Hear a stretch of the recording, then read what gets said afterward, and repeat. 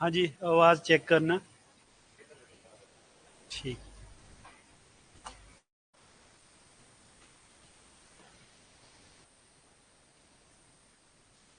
चलो ये शुरू करते हैं। हमने क्या किया था?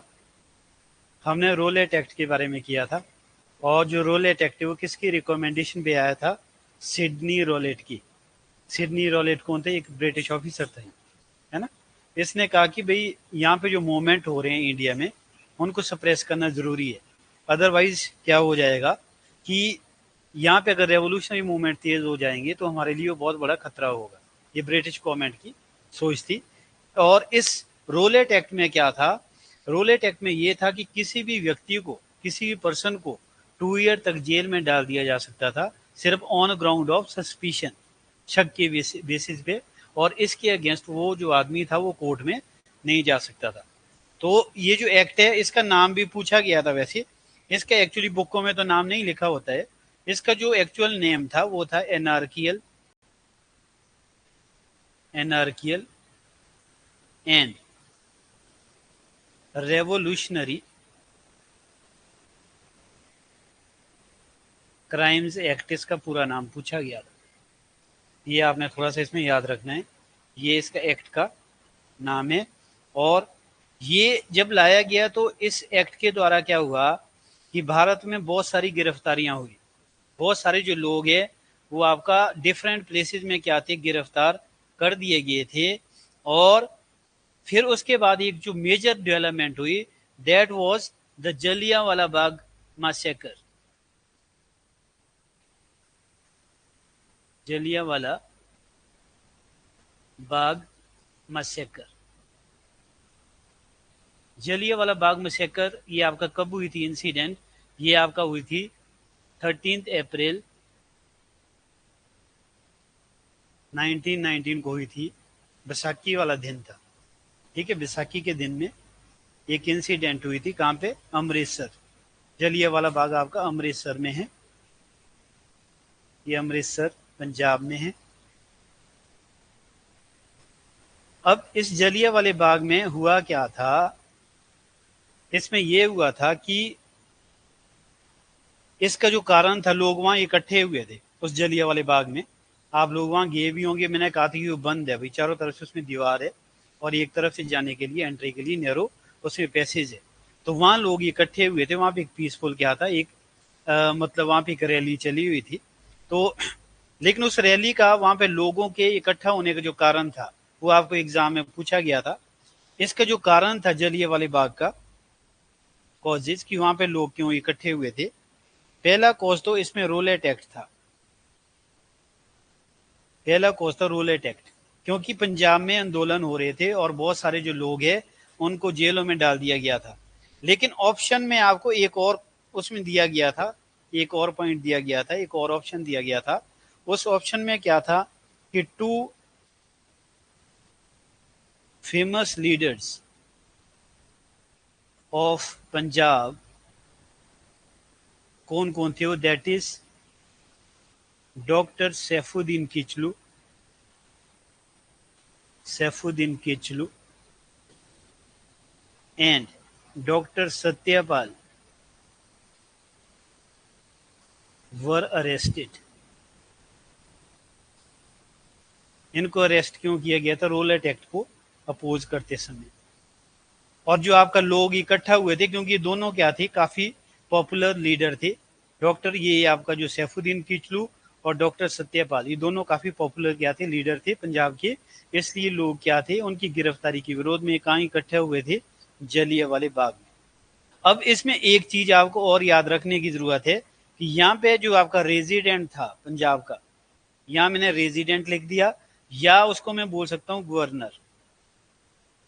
जो पंजाब का उस टाइम था उसका नाम क्या था? Michael O'Dwyer.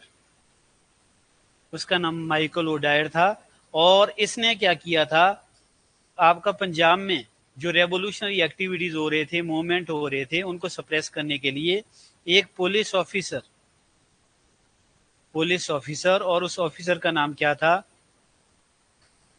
रीजिनोल्ड brigadier Dyer. इसको डिप्यूट किया था, ठीक है। और ये काफ़ी स्ट्रॉन्ग एक पुलिस मैन था, पुलिस ऑफिसर था, और इसने क्या किया कि ये जलियांवाला बाग में वहाँ पे पहुँच गया, ठीक है। जलियांवाले बाग में तो रैली चली हुई थी, तो इसने क्या किया था, ही reached eight Jallianwala Bagh, Jallianwala Bagh with his policemen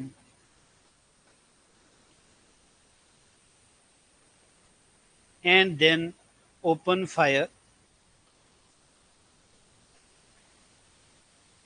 और वहां पे सीधा ही उसने ऑर्डर दे दिए।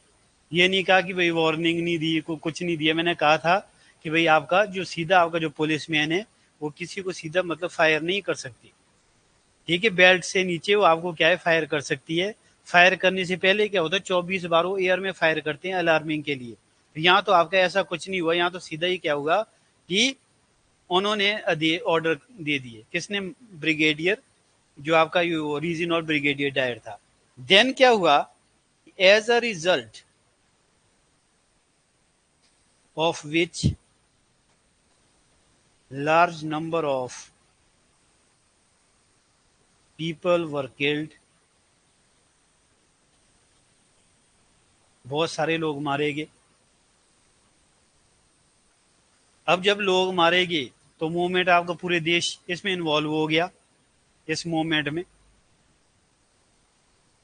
अब ब्रिटिश गवर्नमेंट के पास कोई ऑप्शन नहीं था। उन्होंने क्या किया कि उन्होंने कमेटी बना दी। मतलब दो कमेटियां बनी थी, किसकी जांच के लिए कि भाई कितने लोग मारे गए, कितना इस ट्रेजिडी में लॉस हुआ। तो इसमें दो कमेटीज बनाई गई थी। क्वेश्चन भी उससे रिलेटेड पूछा जाता है जलियांवाले बाग की जांच के लिए। तो आपका यहाँ मैं लिख भी देता हूँ, 2 committees were constituted to review the loss of Jallianwala Bagh. Jallianwala Bagh, Jallianwala जो बाग है उसकी जांच के लिए आपका क्या थी, 2 कमेटीज बनाई गई थी उसके लॉस के लिए। और जो कमेटीज के बारे में क्वेश्चन आ जाता है, इसमें 2 कमेटीज मेनली बनी थी। एक थी, उसको हम कहते हैं हंटर कमेटी। एक कमेटी का नाम क्या था, हंटर कमेटी। और दूसरी कमेटी का नाम था, उसको हम नेहरू कमेटी भी बोलते हैं। अलग अलग बुकों में उसको अलग अलग नाम से जाना गया है। उसको हम कांग्रेस कमेटी भी कह देते हैं, क्योंकि वो कांग्रेस ने बनाई थी। उसको हम तहकीकात कमेटी भी कह देते हैं। अब ये जो कमेटीज है, इन दोनों कमेटीज में क्या था कि जो हंटर कमेटी है इसमें टोटल 8 मेंबर्स थे। इसमें टोटल 8 मेंबर्स थे। आउट ऑफ देम 5 जो थे वो इंग्लिश थे एंड 3 मेंबर्स इसमें इंडियन थे। 3 लोग इसमें क्या थे, इंडियन। अब क्योंकि इसका नाम हंटर कमेटी था तो इसका चेयरमैन कौन था, विलियम हंटर। चेयरमैन का नाम क्या था, विलियम हंटर था। It's chairman was William Hunter. और इसमें जो 3 इंडियन मेंबर्स है उनमें कौन कौन लोग शामिल थे, उनके नाम पूछे गए थे। चिमन लाल सीतलवाज, दूसरे का नाम था सुल्तान अहमद, और तीसरे का नाम था जगत नारायण। 3 लोग इसमें इंडियन मेंबर्स थे, बाकी इसमें 5 तो इंग्लिश थे, ठीक है। चेयरमैन इसका कौन था, विलियम हंटर था। और ये जो दूसरी कमेटी बनी थी तहकीकात, ये कमेटी इंडियंस ने बनाई थी, क्योंकि उनको शक था कि भाई आपका जो ब्रिटिशर्स है वो जो कमेटी बनाएंगे उसकी जो रिपोर्ट आएगी वो सही नहीं होगी। तो इसलिए आपकी तहकीकात या नेहरू कमेटी या कांग्रेस कमेटी बनाई गई थी। इसके जो चेयरमैन थे वो मोतीलाल नेहरू थे। मोतीलाल नेहरू कौन थे? Father of Jawaharlal Nehru. दूसरा इसमें कौन थे? एम मालवीय, मदन मोहन मालवीय। मदन मोहन मालवीय कौन थे? Founder of BHU, Banaras Hindu university. और तीसरे इसमें कौन थे? गांधी जी। 3 लोग इसमें मेंबर थे। अब जो हंटर कमेटी है, उन्होंने अपनी रिपोर्ट में क्या कहा? उन्होंने कहा कि भाई इस जलियांवाला बाग जो ट्रेजेडी हुई है उसमें क्या हुआ था कि 395 जो लोग हैं वो उसमें मारे गए थे और 1000 इसमें इंजर्ड हुए, यानी कि 395 किल्ड एंड 1000 इंजर्ड, ये जख्मी हुए। जबकि जो आपका दूसरी कमेटी थी नेहरू कमेटी, उसने क्या कहा? उसने कहा कि 1000 people were killed and 3000 injured.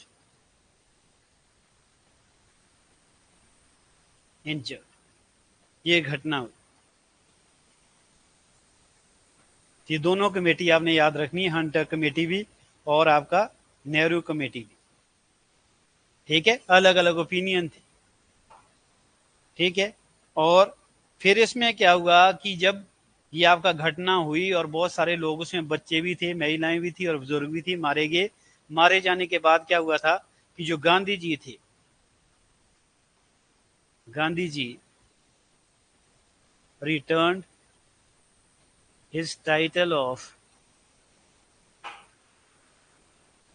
Kesar-e-Hind to English in protest। विरोध में क्या हुआ था? गांधी जी ने उनको जो केसरी हिंद का टाइटल मिला था 1914 में, क्योंकि उन्होंने अंग्रेजों की हेल्प की थी साउथ अफ्रीका में वॉर के दौरान, बोर वॉर उसको हम कहते हैं, तो इसलिए उनको क्या था, केसरी हिंद का टाइटल दिया गया था। तो लेकिन आपका क्या हुआ कि इस घटना से दुखी होकर गांधी जी ने वो जो केसरी हिंद का जो टाइटल था वो क्या था, अंग्रेजों को वापस कर दिया था। दूसरा क्या हुआ था कि रविंद्रनाथ टैगोर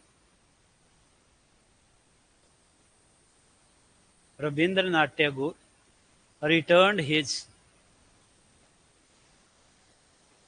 टाइटल ऑफ,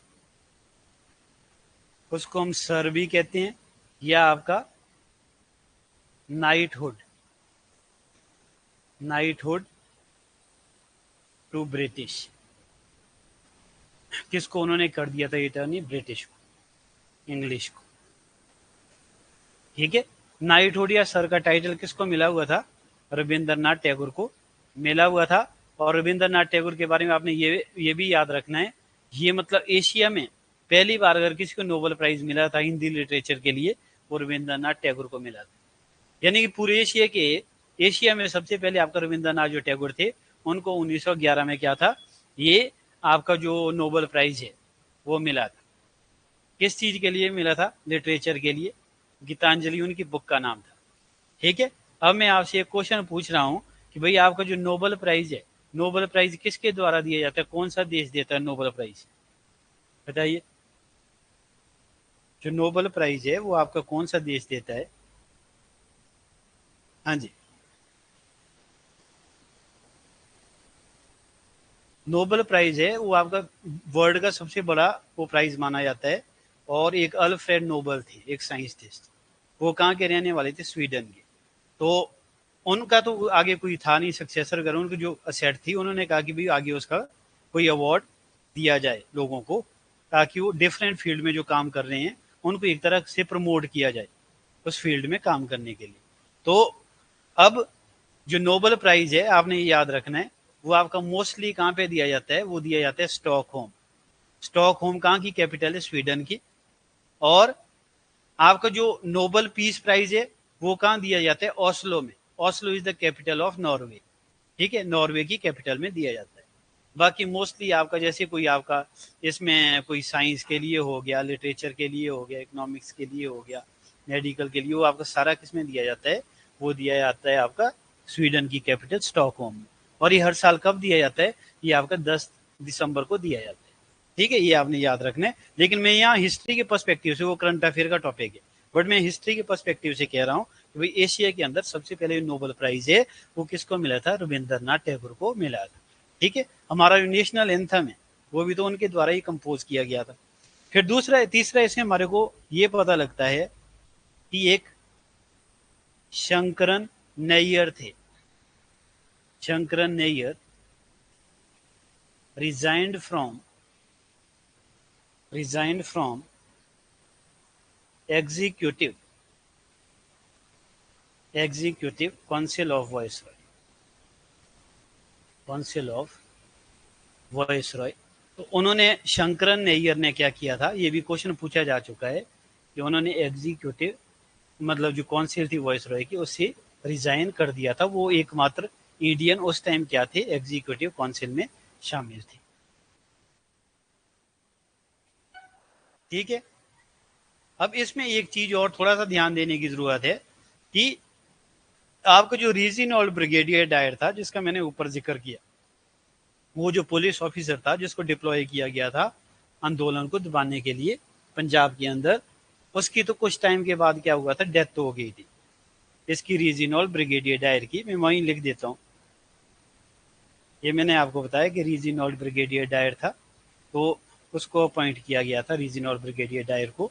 तो लेकिन उसको क्या हुआ, यहाँ से इसको टर्मिनेट कर दिया गया था, दिखावे के लिए उसको नौकरी से निकाल दिया गया। But British house of Commons में उस दौरान उसको क्या थे, 60,000 उसको पाउंड दिए गए थे, प्लस स्वॉर्ड ऑफ ऑनर उसको दे दिया गया, एक उसको तलवार भेंट कर दी गई थी। ठीक है, और कुछ टाइम के बाद ऐसा कहते हैं कि ब्रेन हेमरेज से उसकी तो मृत्यु हो गई। फिर आपका क्या हुआ था, ये जो दूसरा था यानी कि माइकल ओडायर, इसको तो किसने मारा था, उधम सिंह ने मारा था। कहां पे? At Caxton hall in London. इन कब मारा था? ये 1940 की बात है। ठीक है, उधम सिंह के ऊपर मूवी बनी हुई है। ये जो आपका माइकल ओडायर है, तो वैसे तो इसके चारों तरफ सिक्योरिटी रहती थी। उधम सिंह ने क्या किया, तो उधम सिंह और भगत सिंह के बारे में जनरली ये कहा जाता है कि जब ये जलियांवाला बाग इंसिडेंट हुआ था, दो लोग कहते हैं वहां जलियांवाला बाग में गए थे, वो काफी छोटे थे उस दौरान। ठीक है, तो उनमें भी एक रिजेंटमेंट था, एक वेव ऑफ रिजेंटमेंट थी। तो उधम सिंह ने तो क्या किया था कि वो लंदन चले गए। लंदन में जाने के बाद वो जब वो वहां पे कैक्सटन हॉल में आया प्रेस कॉन्फ्रेंस के लिए, तो वहां पे वो वकील के रूप में गए थे, और उनके पास तो बाइबल थी, बुक बाइबल। उन्होंने क्या था, गन की शेप में कटिंग करी और उसमें गन डाली हुई थी। तो देन आपका क्या हुआ कि जब वो वहां पे आया, उसके बाद तो उन्होंने उसकी हत्या कर दी। उसके बाद वहां उनको फांसी हुई थी, पर इंडिया में तो उनको उतना रिगार्ड उस टाइम नहीं दिया गया। इंडिया में जो क्रांतिकारी है उनको तो टेररिस्ट ही कहा गया है। ठीक है, तो आपका जो, लेकिन ओवरऑल उनका जो ये कारनामा था, ये एक बहुत बड़ा कारनामा था ना, विदेशी धरती पे इतने बड़े ऑफिसर को मारना। तो लेकिन वो एक सही कदम था, लेकिन गांधी जी ने इसकी आलोचना करी थी, वो ये सही नहीं है। कहते क्यों? क्योंकि वो तो आपका हिंसा में अहिंसा में बिलीव करते हैं। ठीक है, नॉन वायलेंस की उनकी पॉलिसी रही। आज इसमें आगे हम क्या देखेंगे, ये तो एक चीज हमारे को पता लगी, जलियांवाला बाग। उसके बाद क्या हुआ, एक इंटरनेशनल इवेंट हुई, जिसको कि गलत तरीके से आज की डेट में बताया जाता है कि आपका क्या हुआ कि इंडिया में एक खिलाफत मूवमेंट हुआ। और ये जो खिलाफत मूवमेंट है, ये आपका 1919 से लेकर 1922 तक चला। इंडिया का इससे कोई भी लेना देना नहीं था। ये आपका क्या था, इंटरनेशनली हमारे को ये पता लगता है कि आपका जो टर्की था, या किंग ऑफ टर्की लिख देता हूं, king of Turkey was fighting against the British during world war one.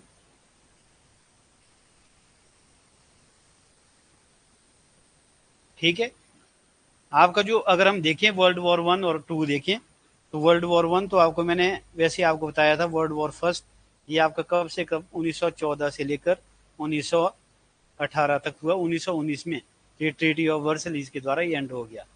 लेकिन यहाँ हम देखेंगे वर्ल्ड वॉर वन के दौरान आपका जो जर्मनी था,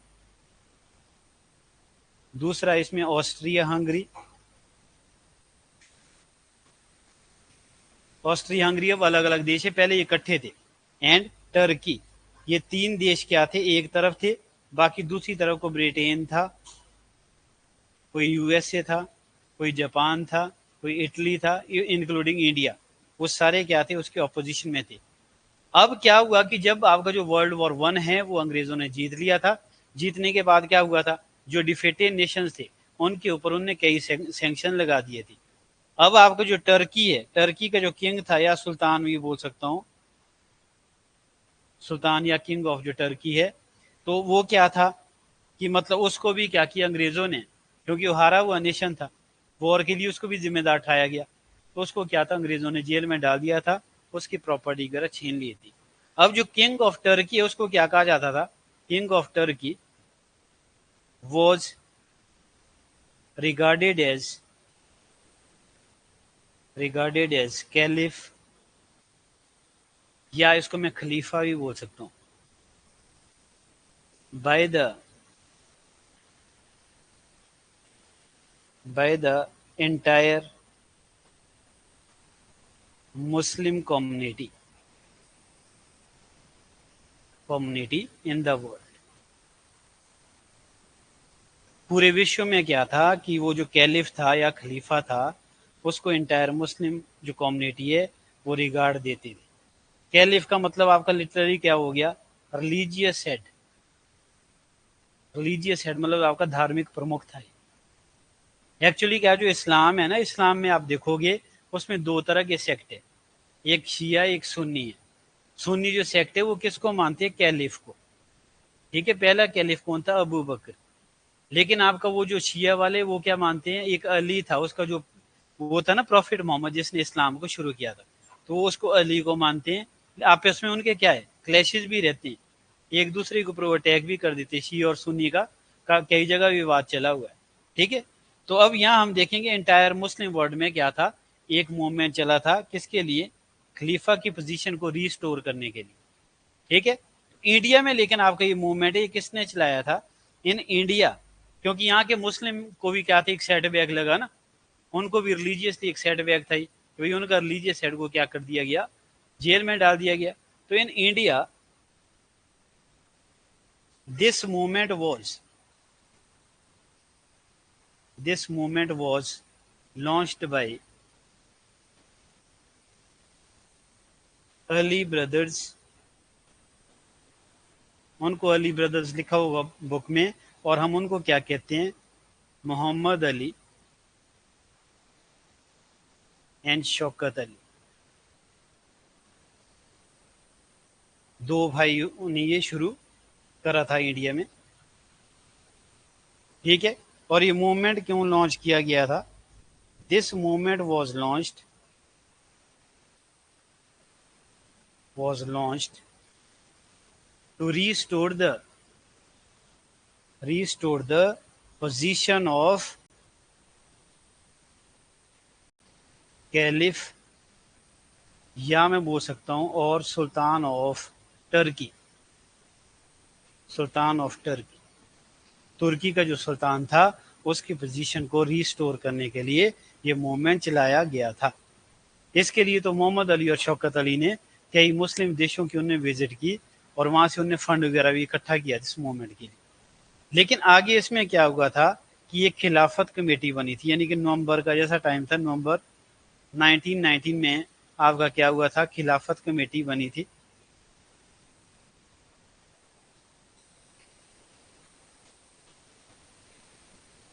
कमेटी, और इसके जो हेड थे वो कौन थे, यही मोहम्मद अली और शौकत अली। मोहम्मद अली एंड शौकत अली, इनकी अध्यक्षता में ये बनी थी। फिर क्या हुआ था इसके बाद, अब जो गांधी जी है वो उनकी जो पॉलिसी रही है वो हमेशा प्रो मुस्लिम्स रही है। वो सोचते थे कि भाई अगर हमने नेशनल मूवमेंट को आगे सक्सेसफुल बनाना है, उसके लिए हर कम्युनिटी के लोगों को जोड़ना जरूरी है, इंक्लूडिंग आपका मुस्लिम। तो इसलिए उन्होंने क्या किया कि जो गांधी जी थे, Gandhi ji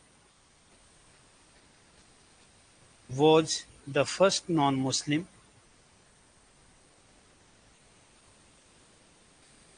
to join this movement. ठीक है, join this movement. और अब आगे क्या हुआ था, अ कॉन्फ्रेंस ऑफ, ये कॉन्फ्रेंस हुई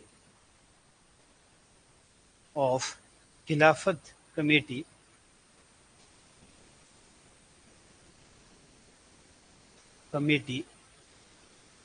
was organized in Delhi under the chairmanship of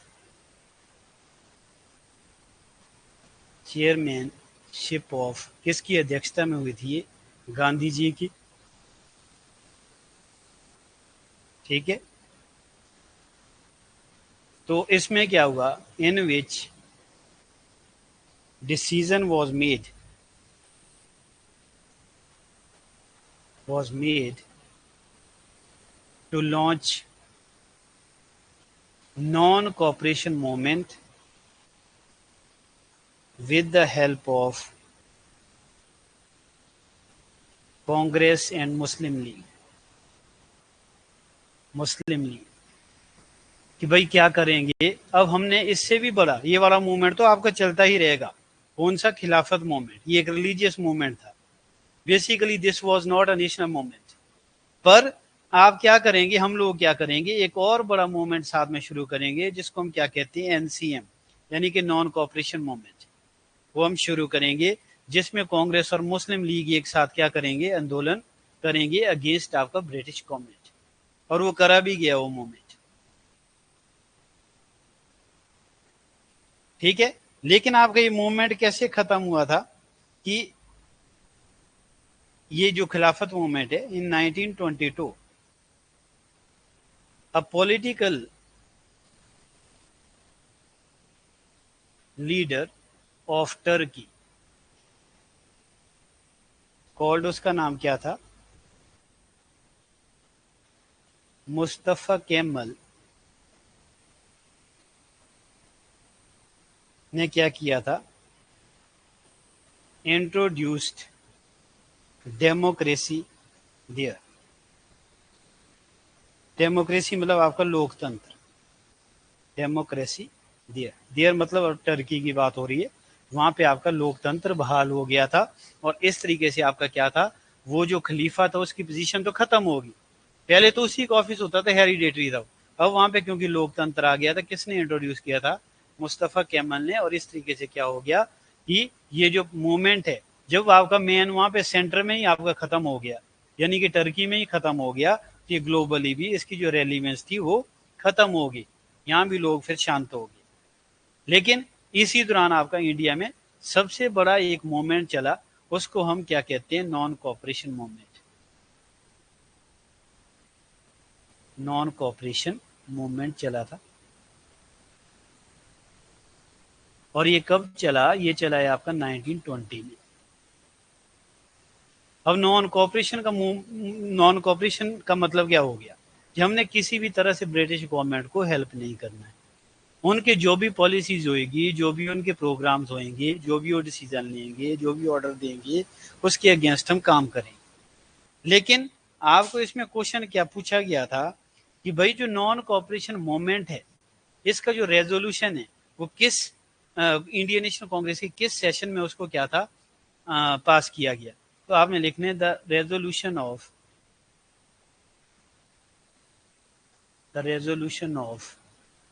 non cooperation movement was passed in special session of INC in Bombay in 1920 under the chairmanship of या presidentship of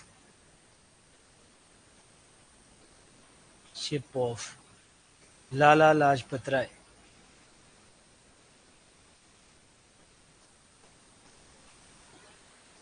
ये आपका कौन सा session था ये आपने याद रखना है। क्वेश्चन आए वो this was the special session. Indian national Congress के आज भी सेशन होते हैं, वो आपके एनुअल होते हैं, जब आपका साल के अंत में होते हैं। बट स्पेशल सेशन को कभी भी बुला सकते थे, बीच में बुलाया गया। ठीक है, तो ये स्पेशल सेशन में क्या हुआ था, इसका जो रेजोल्यूशन था वो आपका पास किया गया। फिर उसके बाद इसको रेटिफाई कब किया गया था, ये भी क्वेश्चन आया हुआ था। This resolution was this resolution was ratified यानी कि कंफर्म, रेटिफाइड इन कैलकाटा सेशन। उसको कैलकाटा सेशन में क्या था, रेटिफाई किया गया था अंडर द प्रेसिडेंटशिप ऑफ, किसकी प्रेसिडेंटशिप में, वीर राघवाचार्य, वीर राघवाचार्य। ठीक है, ये भी आपका कब हुआ, इन आपका 1920। ये आपने लिख कैलकाटा सेशन, ये कौन सा सेशन था, ब्रैकेट में यहाँ लिख दिया मैंने, ये एनुअल सेशन था जो साल के एंड में होता था, उसमें इसको रेटिफाई कर दिया गया। और इस तरीके से आपका क्या, वो जो नॉन कॉपरेशन मूवमेंट है वो इंडिया में चला। ठीक है, अब लेकिन इसकी आपका क्या आपने याद रखना है कि इसके जैसे प्रोग्राम्स है,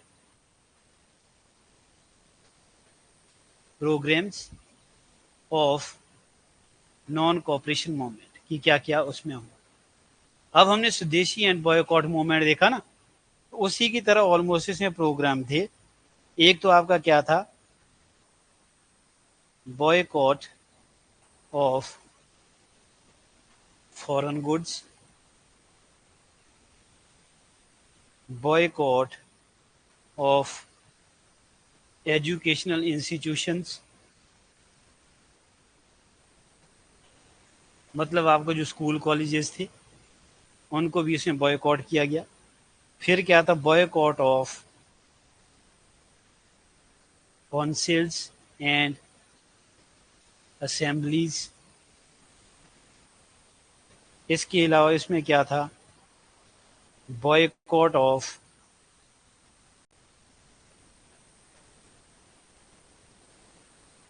लिकर शॉप्स, जो नशे की चीज़ें थी उसकी भी ऑपोजिशन की गई, लिकर शॉप्स की, तो वो भी इसमें ऑपोजिशन की गई। तो हर तरह से इसमें मतलब बॉयकॉट आपका करने की बात इसमें की गई है। लेकिन ये जो मूवमेंट है ये एक ऐसा मूवमेंट था जिसमें हर सेक्शन के लोग जुड़े थे।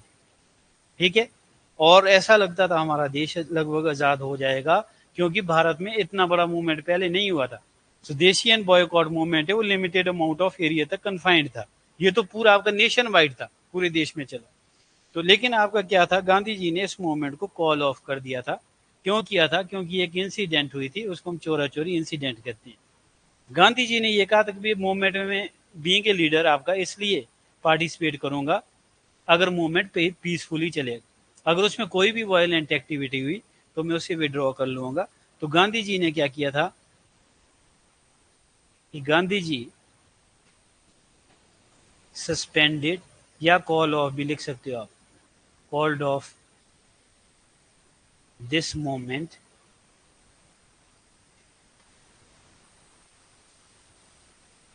Due to Chaura Chauri incident.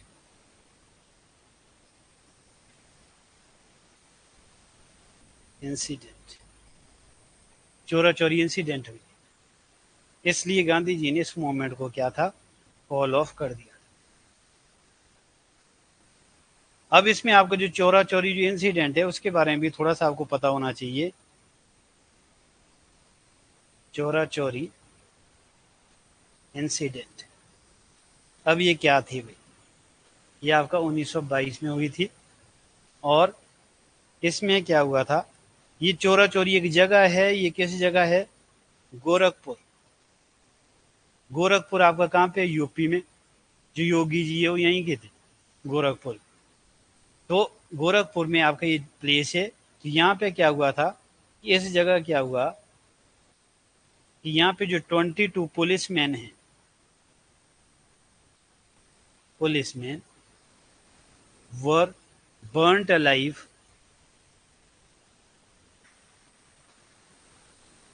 by, किसने करा था? Disorderly mob. मॉब का मतलब क्या हो गया? भीड़, भड़की हुई जो भीड़ थी। ठीक है, डिसऑर्डरली मॉब ने वहां पे 22 पुलिसमैन को जिंदा जला दिया था। ठीक है, एक्चुअली क्या, वो जो पुलिसमैन है उनकी स्ट्रेंथ कम थी, पॉपुलेशन वहां पे भीड़ ज्यादा हो गई थी। वैसे तो उन्होंने गोलियां बरसाई, मतलब गोलियां चलाई लोगों के ऊपर। फाइनली क्या था, वो पुलिस स्टेशन में चले गए। अब वो जो पुलिस स्टेशन था वहां पे, वो तो वुड का बना हुआ था, लकड़ी का। अब जो भीड़ थी, भीड़ ने क्या किया, उसमें आग लगा दी, जिसमें ये 22 पुलिसमैन है वो तो जिंदा जल गए। जलने के कारण क्या हुआ था कि इस इंसिडेंट के कारण गांधी जी ने क्या किया था कि ये जो आपका नॉन कोऑपरेशन मूवमेंट है इसको विड्रॉ कर दिया, कॉल ऑफ कर दिया। ठीक है, तो इसमें मैं यहाँ लिख दिया, ऊपर मैंने वैसे लिख दिया है कि due to this incident Gandhi ji called off non cooperation movement. और इसी दौरान क्या हुआ था, कुछ एक जो लीडर थे उन्होंने क्या किया, उनका भी मतलब गांधी जी के साथ उनके डिफरेंसेस हो गए, डिसेंशंस हो गए कि भाई आपका मूवमेंट तो इतना बढ़िया चला हुआ था, सभी सेक्शन के लोग भी हमारे साथ जुड़े इस मूवमेंट में, और आपने क्या किया कि इस मूवमेंट को आपने बीच में ही भाई आपने कॉल ऑफ कर दिया, है ना, इसको खत्म कर दिया। तो अब कुछ एक जो लीडर थे वो गांधी जी से नाराज हो गए थे, और फिर उन्होंने क्या किया था, वो कांग्रेस से अलग होके उन्होंने एक नई पार्टी बनाई थी, उसको हम क्या कहते हैं, स्वराज पार्टी। स्वराज पार्टी। और ये जो स्वराज पार्टी है ये आपका कब बनी थी? 1922। अब ये स्वराज पार्टी किसने बनाई थी? इट वॉज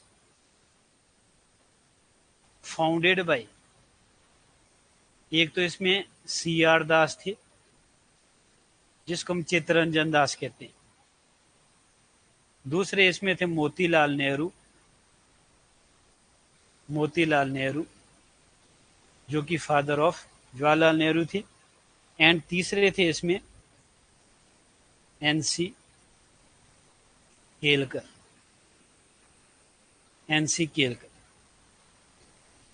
ये लोग इसमें शामिल थे।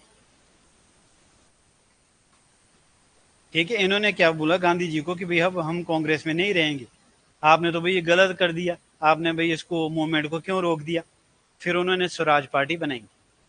और इसी दौरान क्या हुआ कि इलेक्शन हुए थे, तो आपने ये जो पार्टी थी, this party emerged as the largest party in the provincial election of 1923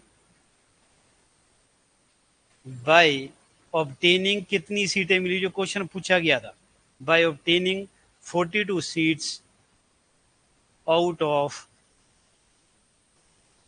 101, 101 में से आपको जो प्रोविंसेस के इलेक्शन हुए थे उसमें जो ये थी स्वराज पार्टी सबसे बड़ी पार्टी के रूप में उभरी थी, और इनको कितनी सीट्स मिली थी? 42 सीट्स मिली थी।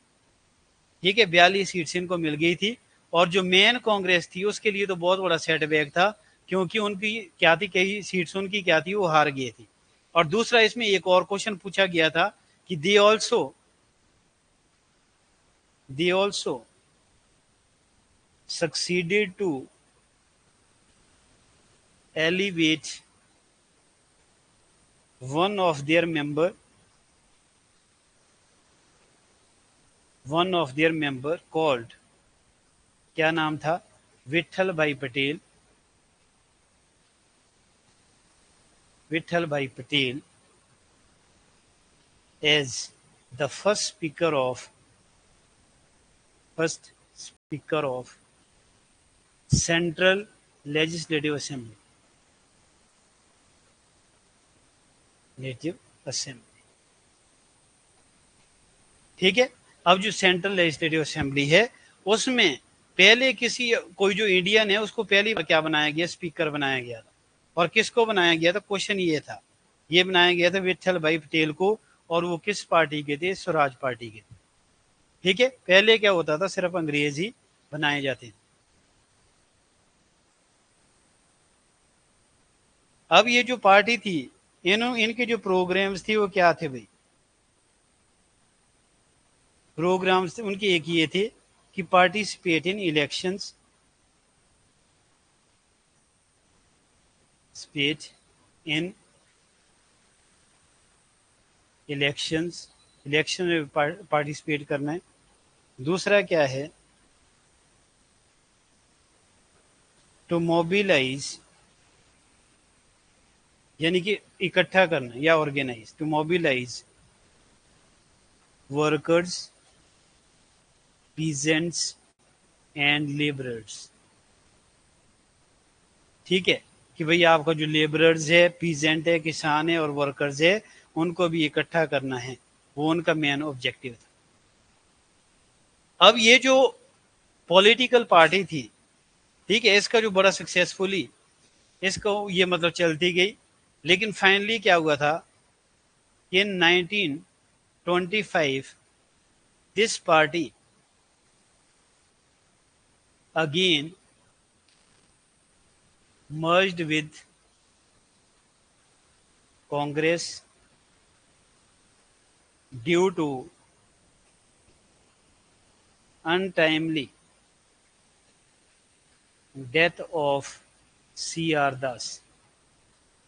C.R. दास की 1925 में डेथ हो गई थी।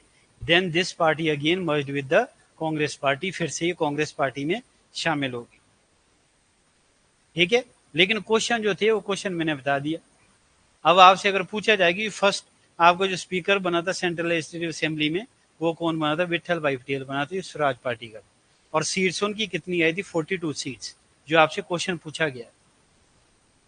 ठीक है, अब ये तो ठीक है, एक इंसिडेंट हुई, आपको 1922 की बात है। ठीक है, स्वराज पार्टी के बारे में हमने डिस्कस किया। उसके बाद एक और चीज हमारे को जो जानना बहुत जरूरी है कि क्या जो महात्मा गांधी थे, क्या वो इंडियन नेशनल कांग्रेस के प्रेसिडेंट बने थे, बताओ।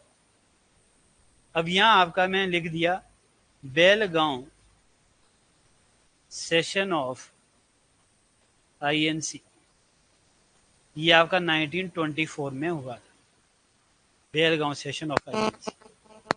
इसमें क्या हुआ कि Gandhi ji for the first time became president of INC। First time भी और ओनली टाइम, एक बार ही बने हो बस। उसके बाद उन्होंने कांग्रेस छोड़ दी थी। उसके बाद उन्होंने मतलब कांग्रेस के लिए वो काम तो करते थे, पर उसके मेंबर थे नहीं वो कांग्रेस। लेकिन एकमात्र ऐसा सेशन है बेलगांव सेशन, बेलगांव आपका कर्नाटका में, कर्नाटका में। तो वहां पे मतलब उनको क्या था, 1924 में पहली बार क्या बनाया गया था, आईएनसी का प्रेसिडेंट बनाया गया। ठीक है, तो ये हमारे को इसमें पता चलता है। फिर उसके बाद एक और सेशन हुआ था जो हमने डिस्कस नहीं करा। वो सेशन क्या था, उसको हम कहते हैं कानपुर सेशन, आईएनसी। और ये आपका कब हुआ था, 1925। मैंने आपको बताया था कि इंडिया की लेडी जो पहली बार क्या बनी थी, प्रेसिडेंट ऑफ आईएनसी बनी थी, उसका नाम क्या था, सरोजनी नायडू। तो यहां हमारे को ये पता चलता है कि सरोजनी नायडू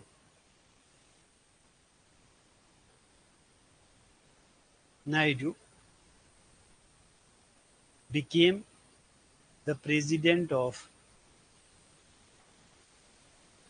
आईएनसी। वैसे तो पहली एनी बेसेंट थी ना, लेकिन वो आयरलैंड की थी।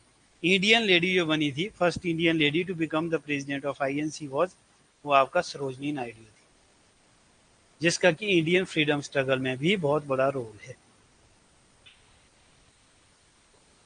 ठीक है, ये आपने याद रखना है। अब इंडिया में क्या हुआ, मैंने कहा कि 1919 का जो एक्ट था वो काफी इंपॉर्टेंट था।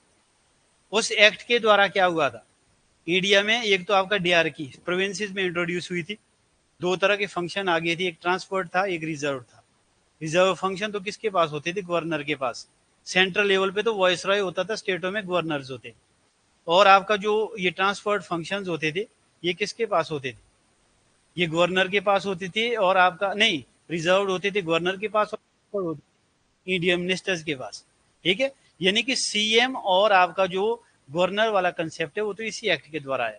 दूसरा एक चीज और इसमें आई थी, वो था आपका जो सेंट्रल लेवल पे टू हाउसेज है, लोकसभा और राज्यसभा है, वो आपका किस एक्ट के द्वारा बना था? गवर्नमेंट ऑफ इंडिया एक्ट 1919 के द्वारा वो भी बना था।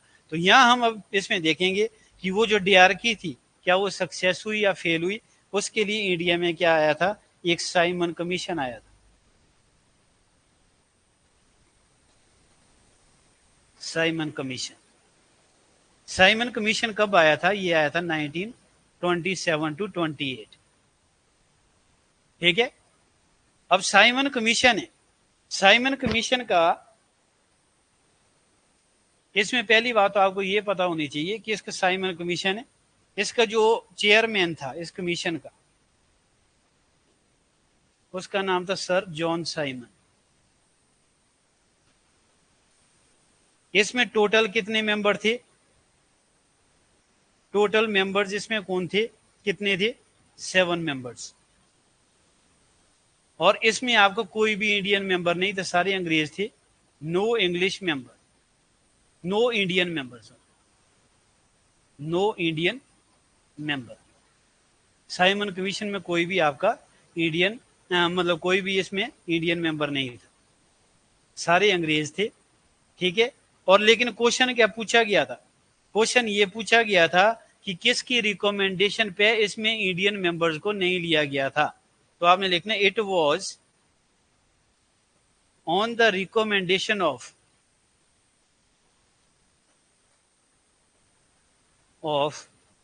then Viceroy called Lord Irwin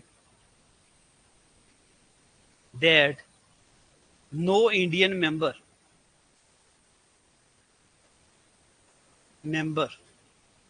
was inducted in Simon commission. Simon commission में कोई भी इंडियन मेंबर नहीं रखा गया था। ये किसकी रिकमेंडेशन? वो क्वेश्चन तो आपसे ये पूछा गया, तो आपने इसमें लॉर्ड इरविन का नाम याद रखना है, जो उस टाइम के वॉइस रॉय। और ये जो साइमन कमीशन है इंडिया में आने का, इसका ऑब्जेक्टिव क्या था? ऑब्जेक्टिव इसका क्या था? एक तो आपका कॉन्स्टिट्यूशनल रिफॉर्म्स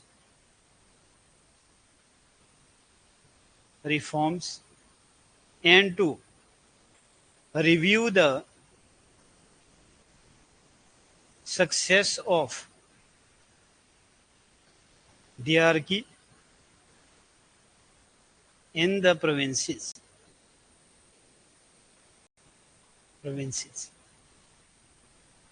ठीक है, प्रोविंसेस में क्या देखना था, स्टेटों में क्या देखना था? hierarchy को, कि भाई वो आपका कितना सक्सेसफुल हुआ, क्या वो सफल था या विफल था। ठीक है, वो देखना भी इसका काम था।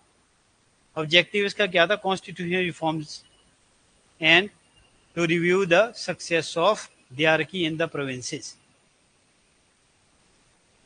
अब जब ये साइमन कमीशन आया तो यहाँ पे स्लोगन दिए गए, भाई go back Simon.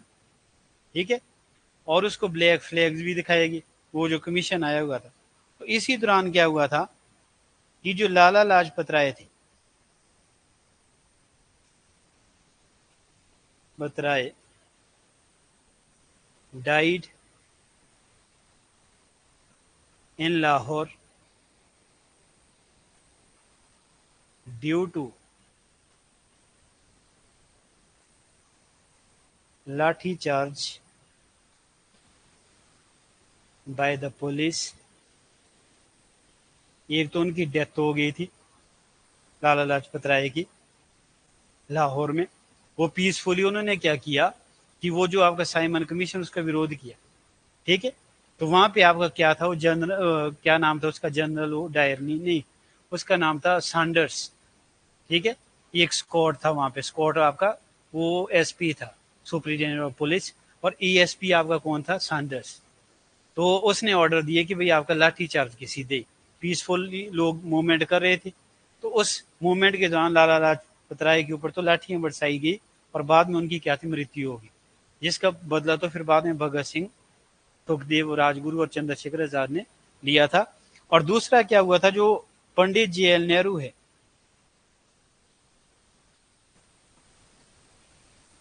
Pandit JL Nehru was arrested at Allahabad. Allahabad आपका कहाँ पे, इलाहाबाद भी कहते हैं हम, इन यूपी। और साथ में क्या हुआ था, डॉक्टर राजेंद्र प्रसाद, जो डॉक्टर राजेंद्र प्रसाद थे, वॉज अरेस्टेड इन पटना। वो पटना में उनको अरेस्ट कर दिया गया। ठीक है, तो ये आपका घटना हुई इस तरीके से। आपका इसी दौरान बहुत सारे जो लोग थे उनको गिरफ्तार किया गया, उनकी जो प्रॉपर्टी थी उसको कन्फिस्केट किया गया, छीन लिया गया। ठीक है, तो ये हमारे को इसमें पता लगा। अब इसमें हम क्या देखेंगे, इसमें हम नेक्स्ट इसमें ये देखेंगे कि भाई जब ही आपका साइमन कमीशन इंडिया में आया, आने का कारण तो वही था, कॉन्स्टिट्यूशनल रिफॉर्म्स। ठीक है, तो उस दौरान आपका यहाँ पे जो secretary of state for India थे, उनका नाम था लॉर्ड बर्कनहेड। लॉर्ड बर्कनहेड ने क्या किया कि जो इंडियन लीडरशिप है उसको चैलेंज किया कि भाई अगर आप लोगों के लिए, हमने तो क्या किया, यहाँ साइमन कमीशन लाया ताकि भी आपका कॉन्स्टिट्यूशन बनाया जा सके या आपके यहाँ पे कॉन्स्टिट्यूशन रिफॉर्म्स हो सके, लेकिन आप लोगों ने उसकी ऑपोजिशन की। अब तुम इंडियंस क्या है भाई, खुद तो कोई काम करते नहीं। तो उसने इंडियन लीडरशिप को चैलेंज किया कि भाई अगर तुम्हारे अंदर दम है तो आप एक ऐसा मतलब कॉन्स्टिट्यूशन बनाइए जो कि सभी कम्युनिटी के लिए एक्सेप्टेबल हो। फिर वो जो कॉन्स्टिट्यूशन है वो किसके द्वारा बनाया गया, एक कमेटी बनी थी, मोतीलाल नेहरू जी थे, उन्होंने उसे चैलेंज को एक्सेप्ट किया। फिर एक कमेटी बनाई गई और उस कमेटी ने क्या हुआ, विद इन 1 मंथ क्या था, एक आपका जो ड्राफ्ट है उस कॉन्स्टिट्यूशन को तैयार कर लिया था। और वो उसको हम क्या कहते हैं, उस ड्राफ्ट कॉन्स्टिट्यूशन को, नेहरू रिपोर्ट। तो आपने यहाँ इस पे नेहरू रिपोर्ट लिखनी, ये हमने उसमें भी करा था कॉन्स्टिट्यूशन में, क्योंकि इसको तो हम क्या कहते हैं, blue print of Indian constitution इसको हम कह देते हैं। तो यहाँ हम इसमें देखेंगे जो नेहरू रिपोर्ट है, तो नेहरू रिपोर्ट ये आपका कब आई थी, ये आपका 1928 में।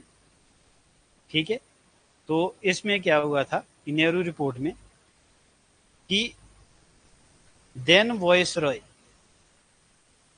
Then secretary of state, sorry secretary of state for India, Bharat का जो राज्य सचिव था, called Birkenhead, Birkenhead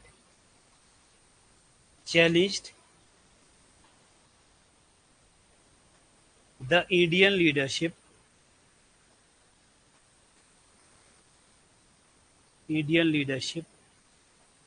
to frame a draft constitution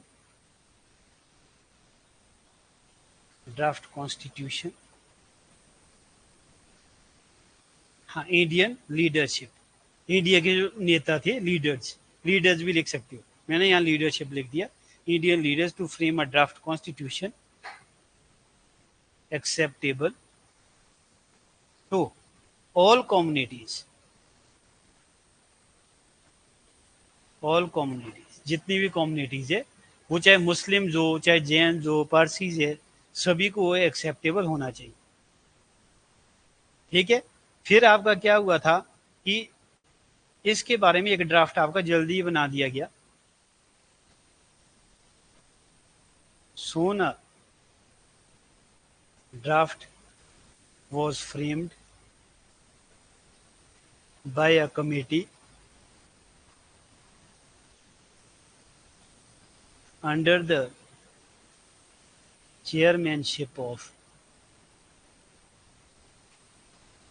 मतलब अध्यक्षता, चेयरमैनशिप ऑफ, कौन थे, मोतीलाल नेहरू।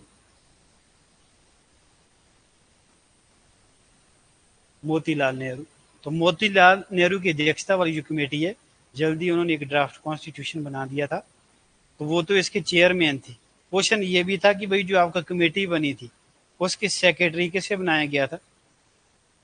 सेक्रेटरी बनाया गया था जवाहरलाल नेहरू। इसी कमेटी पंडित जवाहरलाल नेहरू किसका क्या बनाया गया था? सेक्रेटरी बना दिया गया।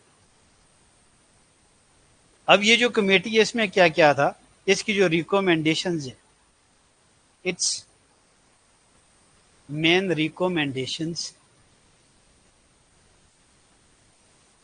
व एक तो इसमें किस किस की बात की गई थी। पहला पॉइंट तो आपका ये मैंने बता रखा है, जिसमें एक बात की गई थी rights of women and minorities. आपको जो अल्पसंख्यक है और महिलाएं हैं उनके अधिकारों की इसमें बात की गई। दूसरा इसमें किसकी बात की गई थी? सेकुलर स्टेट की। सेकुलर स्टेट का मतलब क्या हो गया? No state religion. तीसरा इसमें क्या था कि मतलब आपका जो सेपरेट इलेक्टोरेट का ऑपोजिशन टू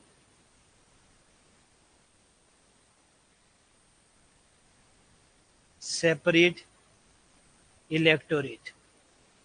आपको जो सेपरेट इलेक्टोरेट है ना, अलग से चुनाव लड़ने का जो राइट किसको दे दिया गया था? पहले मुस्लिम लीग को, फिर उसके बाद किसको दिया गया था? सिखों को, इंडियन क्रिश्चियंस को, ठीक है, तो या आपका जो एंग्लो इंडियंस हो गए उनको दिया गया। तो उस चीज का इन्होंने विरोध किया था। फिर इन्होंने ये भी कहा कि voice Roy would be the constitutional head of the state. Head of the state या इंडिया भी बोल सकता हूँ। स्टेट का मतलब यहाँ इंडिया लिखना है आप, तो इंडिया का क्या होएगा? प्रमुख होएगा। ये भी उसमें बात। फिर इसमें आपका नंबर 5 इसमें क्या कहा गया था?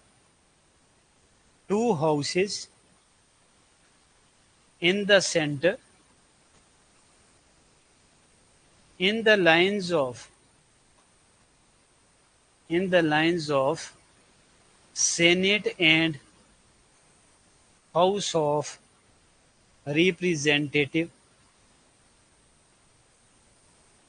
ठीक है, मतलब आपका जो टू हाउसेज है वो आपका सेंटर में बनाए जाएंगी, जैसे यूएसए में आपका एक तो सेनेट की तरह होगा, दूसरा आपका हाउस ऑफ रिप्रेजेंटेटिव की तरह होगा। ये बात भी इसमें कही गई थी। और मैंने इसको ये स्पेशली आपको फोकस दे के कहा था कि जो नेहरू रिपोर्ट है, नेहरू रिपोर्ट को हम क्या कहते हैं? Nehru report is popularly known as blueprint of Indian constitution. Bharat का जो संविधान है तो उसका क्या माना जाता है? ब्लूप्रिंट किसको कहा जाता है? वो कहा जाता है नेहरू रिपोर्ट को। ठीक है, नेहरू रिपोर्ट को हम क्या कह देते हैं? ब्लूप्रिंट ऑफ इंडियन कॉन्स्टिट्यूशन कह देते हैं। ठीक है, अब ये आपका जो ड्राफ्ट बनाया गया, कॉन्स्टिट्यूशन बनाया गया, ये तो किसको दे दिया गया? ब्रिटिश गवर्नमेंट को। लेकिन ब्रिटिश गवर्नमेंट ने तो इसको कूड़े की टोकरी में डाल दिया, उसका कोई फायदा नहीं हुआ। ठीक है, और इसी दौरान फिर एक और चीज हुई, एक मूवमेंट हुआ। उस मूवमेंट को हम क्या कहते हैं? वो फेमस मूवमेंट है, वो एक पीजेंट मूवमेंट था। जैसे आपका चंपारण सत्याग्रह है, उसको हम कहते हैं बारडोली सत्याग्रह। उसको हम बारडोली सत्याग्रह कहते हैं। और ये जो बारडोली सत्याग्रह है ये आपका कब हुआ था? 1928 की घटना ये भी।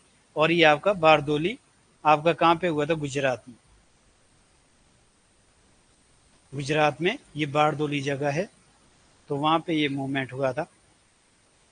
इसका जो कॉज था, कॉज क्या था? कॉज वहां पे था क्रॉप फेलियर। किसानों की जो फसल है वो आपका तबाह हो गई थी। एक तो इसमें ये कॉज था। दूसरा क्या था कि वहां पे टैक्स है वो इंक्रीज किया गया था। टैक्स वॉज इनक्रीज्ड फ्रॉम, कितना किया गया था, 6.3% टू 30%, इतना बढ़ा दिया गया, बहुत ज्यादा बढ़ा दिया गया। और ये जो मूवमेंट है, ये मूवमेंट किसका है, मतलब इसमें स्पेशल जो आपका कंट्रीब्यूशन दिया था वो किसने दिया था, सरदार वल्लभ भाई पटेल ने। तो इसमें जो मूवमेंट है, this movement was launched under the leadership of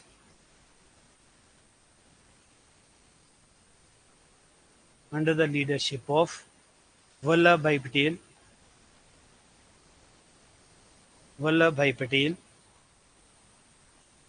ठीक है। वल्लभ भाई पटेल की लीडरशिप में ये मूवमेंट चला था और ये सफल मूवमेंट था। तो इसमें हमारे को ये भी पता लगता है, after the success of this movement the title of Sardar was conferred on किसे दे दिया गया था, वल्लभ भाई पटेल बाय गांधी जी ने दिया थी, किसके कहने पर, at the instance of women of Bardoli की जो महिलाएं हैं उनके आग्रह पर गांधी जी ने क्या किया था, सरदार वल्लभ भाई पटेल को सरदार का टाइटल दिया था। आगे तो फिर अपने नाम के साथ वो सरदार ही लगाते थे, ठीक है। आज भी हम उनको सरदार वल्लभ भाई पटेल ही कहते हैं या सरदार पटेल उनको कह देती है। तो ये आपका एक मोमेंट हुआ, ठीक है। फिर उसके बाद एक और हमारे को जो डेवलपमेंट पता लगती है वो ये पता लगती है कि इंडिया में क्या था कि एक सॉल्ट मूवमेंट चला था, ठीक है। सॉल्ट मूवमेंट इसलिए चला था, आज की डेट में आप देखोगे जो सॉल्ट है वो सबसे सस्ती चीज है। पहले क्या होता था, जो सॉल्ट है वो एक बहुत महंगी चीज थी और उसको तो माइंस से निकाला जाता था, पथरी नमक होता था। लेकिन बाद में आपका फिर क्या था, वो समुद्री जो नमक है, सी सॉल्ट है, उसका यूज शुरू हो गया था। अंग्रेजों की होती थी आपकी जो सॉल्ट मिल्स वगैरह होती थी। अब उन्होंने क्या किया, वो जो सॉल्ट है वो काफी महंगा कर दी। अब महंगा करने के बाद क्या हुआ था कि इंडिया में जब वो महंगा हुआ तो जगह जगह आंदोलन होने लगे थे और जल्दी ही गांधी जी ने उसमें पार्टिसिपेट किया था। और फिर आपका क्या हुआ, उसको हम डांडी मार्च कहते हैं, उसको हम क्या कहते हैं, डांडी मार्च। अब ये जो डांडी मार्च है ये काफी इंपॉर्टेंट है। अब इस डांडी मार्च के बारे में आपने थोड़ा सा ये याद रखना है, क्यों इसको लॉन्च किया गया, कब लॉन्च किया गया। ये लॉन्च किया गया था आपका 12 मार्च 1930 को ये शुरू हुआ था और 6 अप्रैल 1930 को ये खत्म।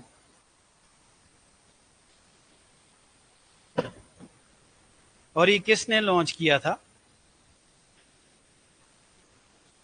लॉन्च्ड बाय गांधी जी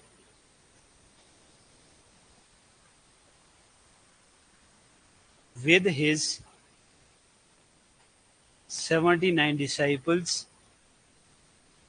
79 उनके साथ शिष्य थे। और ये कहां से शुरू हुआ था, साबरमती आश्रम जो आपका अहमदाबाद में है, गुजरात में, से लेकर आपका डांडी विलेज जो कि आपका कहाँ है, at the coast of Arabian sea, अरब सागर के पास है, अरेबियन सी के पास है।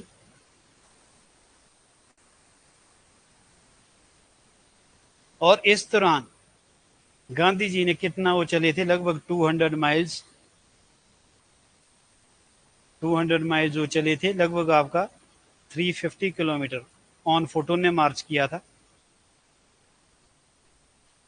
और रास्ते में तो क्या था, उनके साथ लोग जुड़ते गए और इसमें लगभग आपका क्या था, 24 दिन लगे थे, 24 डेज इसमें टोटल लगे थे। इस लॉन्च का जो ऑब्जेक्टिव था, इस मूवमेंट को लॉन्च करने का जो ऑब्जेक्टिव था, ऑब्जेक्टिव क्या था, to break the salt law. Salt law अब क्योंकि 12 मार्च को चला था, मैंने आपको बताया कि 6 अप्रैल 1930 को क्या हुआ था, on 6 April 1930 Gandhi ji reached Dandi and he broke the salt law. Salt law को ब्रोक करने के साथ साथ उन्होंने क्या किया, broke the salt law and launched, उसको हम कहते हैं civil disobedience movement, and launched civil disobedience movement.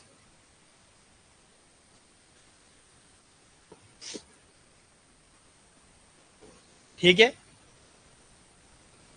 अब ये तो भाई एक मूवमेंट चला भाई, लेकिन ये जो मूवमेंट है ये सिर्फ आपका नॉर्थ तक कन्फाइंड नहीं था। इसी दौरान आपका जो सी राजगोपालाचारी है, जिसका मैंने जिक्र किया था, जो last governor general of India थी, सी राजगोपालाचारी ने भी एक मूवमेंट चलाया था। कहाँ पे, मद्रास में। उन्होंने एक मार्च निकाला था। उन्होंने जो मार्च निकाला था वो निकाला था त्रिचेनापोली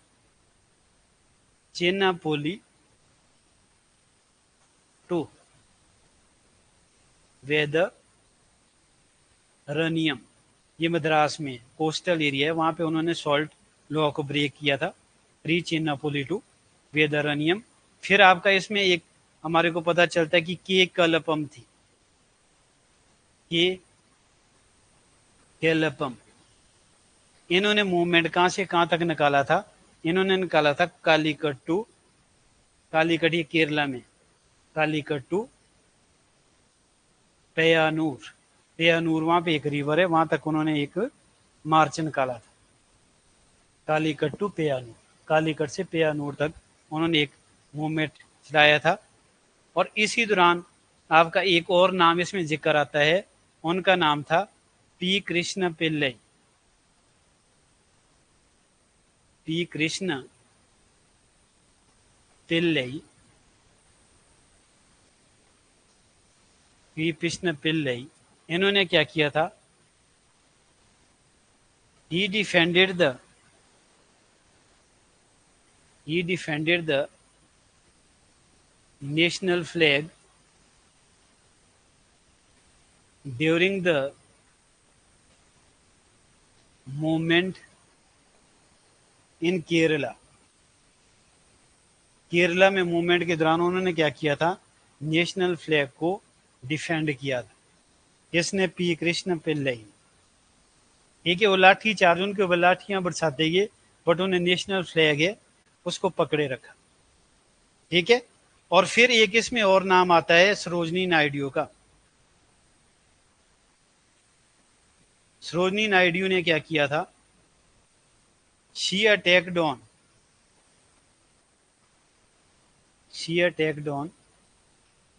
salt mills at Dharasana. Dharasana Mumbai में पड़ता है, बॉम्बे लिख दिया मैंने। तो वहां उन्होंने क्या किया था, अटैक किया था, अलोंग विद मनीलाल। मनीलाल कौन था, son of Gandhi ji, and Imam Sahib, इमाम साहिब, दो लोग उनके साथ थे। इस तरीके से आपका ये मूवमेंट चला। तो सरोजनी नायडू हो, चाहे पी कृष्ण पिल्लई हो, के कलपम हो, या सी राजगोपालाचारी, इन्होंने भी अलग अलग एरिया में इस मूवमेंट को चलाया था। इसके ऊपर तो बुक्स भी लिखी गई है। ठीक है, लेकिन अब इसमें हम क्या देखेंगे कि इसके जो प्रोग्राम्स थे, प्रोग्राम्स इसके क्या थे, इसके भी सेम ही थे ऑलमोस्ट। जैसे आपका मैंने बोला बॉयकॉट ऑफ गवर्नमेंट सर्विसेज, दूसरा इसमें क्या था, बॉयकॉट ऑफ एजुकेशनल इंस्टीट्यूशंस, जो आपका कॉलेज वगैरह थे, स्कूल वगैरह थे। तीसरा इसमें क्या था, boycott of councils and assemblies. ठीक है, ये आपका था। इसमें भी आपका बॉयकॉट ऑफ जो लिक्कर शॉप से, उसका बॉयकॉट हमारे को यहाँ भी देखने को मिलता है। इसमें वीमेंस ने भी इसमें पार्टिसिपेट किया था। ठीक है, तो ये इस तरीके से आपका मूवमेंट चला। लेकिन ओवरऑल ये मूवमेंट क्या था, दिस मूवमेंट जो फेल हो गया था। क्यों? क्योंकि इसमें तो बहुत सारी गिरफ्तारियां हो गई, लगभग 60,000 जो पीपल है उनको जेल में डाल दिया गया। This movement failed due to repressive policy of British government, जो अंग्रेजी सरकार है उनकी जो दमनकारी नीति थी। क्योंकि बहुत सारे लोगों को जेलों में डाल दिया गया, उनको कठोर सजाएं हुई, और उनका जो प्रॉपर्टी थी उसको भी जब्त कर लिया गया था। तो इस तरीके से ये जो मूवमेंट है वो फेल हो गया था, इसका कोई रिजल्ट निकला नहीं भाई। ठीक है, अब लेकिन आपका इसमें एक चीज आपने थोड़ी सी और ध्यान देनी है कि जब ये मूवमेंट चला हुआ था, इसी दौरान अमेरिका ने क्या किया था, ब्रिटेन के ऊपर प्रेशर डाला कि भाई आप लोग इंडिया में अगर आपने रूल करना है, ब्रिटिश गवर्नमेंट को ये कहा अमेरिका ने, तो आपको क्या करना पड़ेगा कि आपका जो कांग्रेस है, जो वहाँ की प्रीमियर पार्टी है, प्राइम पार्टी है, उससे आपको बात करनी होगी। ठीक है, लेकिन उन्होंने बात तो नहीं की। इसी दौरान उन्होंने क्या किया, क्योंकि मोस्टली आपका जो लीडर्स थे वो तो जेलों में थे कांग्रेस की, इसी दौरान उन्होंने क्या किया था, फर्स्ट राउंड टेबल कॉन्फ्रेंस करी थी। फर्स्ट राउंड टेबल कॉन्फ्रेंस,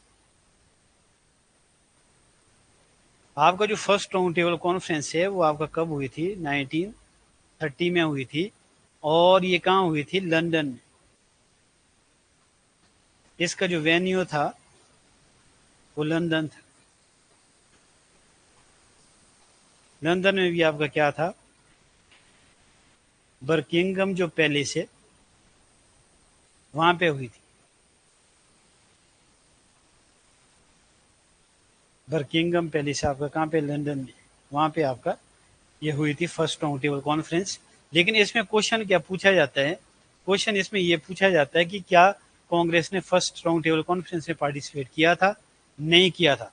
ठीक है, तो इसमें Congress did not participated in it due to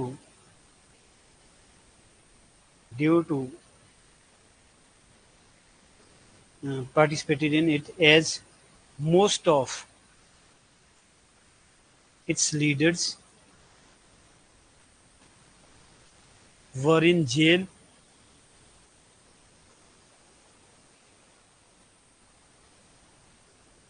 due to CDM, civil disobedience movement. ज़्यादातर जो लीडर्स है वो सारे जेलों में डाल दिए गए थे, और इसलिए आपका ये जो मूवमेंट है इसमें कांग्रेस ने पार्टिसिपेट नहीं किया था। और ये सक्सेसफुल था या फेल थी, ये आपका जो कॉन्फ्रेंस है, it failed due to absence of Congress party. आपकी जो कांग्रेस पार्टी है, क्योंकि उसने उसमें पार्टिसिपेट नहीं किया था, इसलिए क्या हुआ, ये जो फर्स्ट राउंड टेबल कॉन्फ्रेंस है वो फेल हो गई थी, ये आपका फेल हो गई। अब मैंने कहा ना अभी कि अमेरिका ने तो भाई उनको फोर्स किया ब्रिटिशर्स को कि भाई नहीं, कांग्रेस तो जरूरी है, बाकी पॉलिटिकल पार्टीज को तो आपने इसमें शामिल कर दिया। फर्स्ट राउंड टेबल कॉन्फ्रेंस तो वैसे कांग्रेस के लिए की गई थी।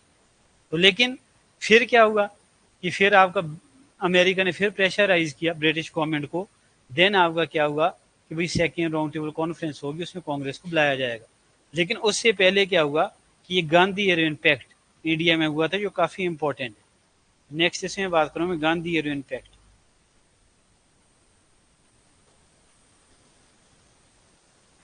Pact of 1931, Gandhi Irwin pact of 1931। अब ये जो गांधी एरियन पैक्ट है, ये गांधी जी और जो इरविन था वो तो वॉइसरॉय था इंडिया का भाई, ये वॉइसरॉय ऑफ इंडिया था, इन दोनों के बीच में।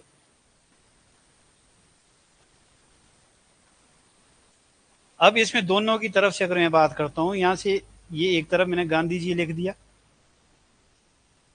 और दूसरी तरफ को लिख दिया मैंने इरविन। क्वेश्चन आपका इसमें और भी पूछे जाते हैं। इसको जो गांधी इरविन पैक्ट है, इसको हम दिल्ली पैक्ट भी कहते हैं। यानी कि जो गांधी इरविन पैक्ट है, it is also called Delhi pact, क्योंकि ये दिल्ली में हुआ था। एग्जाम में आपसे क्वेश्चन ऐसा पूछा गया था, वो आपका बुक से बाहर था भाई, वो भी आपको क्वेश्चन बताया जाएगा। पर अभी मैं जो गांधी एरियन पैक्ट है वो किन बातों के लेके हुआ, गांधी जी ने इसमें क्या कहा, जो डिमांड थी गांधी जी की कि all political prisoners would be released. जितने भी पॉलिटिकल जो प्रिजनर्स है, ठीक है, जो आपका जिन्होंने जो जो मतलब सीडीएम में शामिल हुए थे, जिनको आपने जेलों में डाला हुआ है, उन सबको रिलीज कर दिया जाएगा। और इधर आपका इरविन ने क्या कहा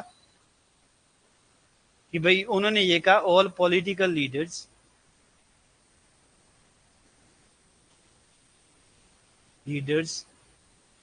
accept those who are involved in revolutionary activities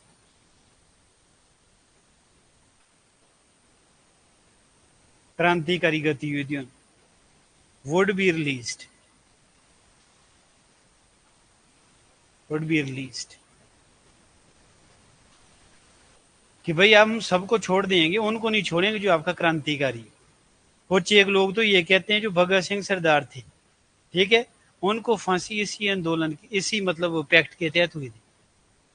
ठीक है, कई लोग गांधी जी को इसके लिए जिम्मेदार ठहराते हैं, क्योंकि उन्होंने क्या किया, भगत सिंह को बचाने के लिए उन्होंने कोई प्रयास नहीं किया। उन्होंने कहा कि भाई वो लोग हिंसा में इन्वॉल्व है, मैं उनका साथ नहीं दूंगा।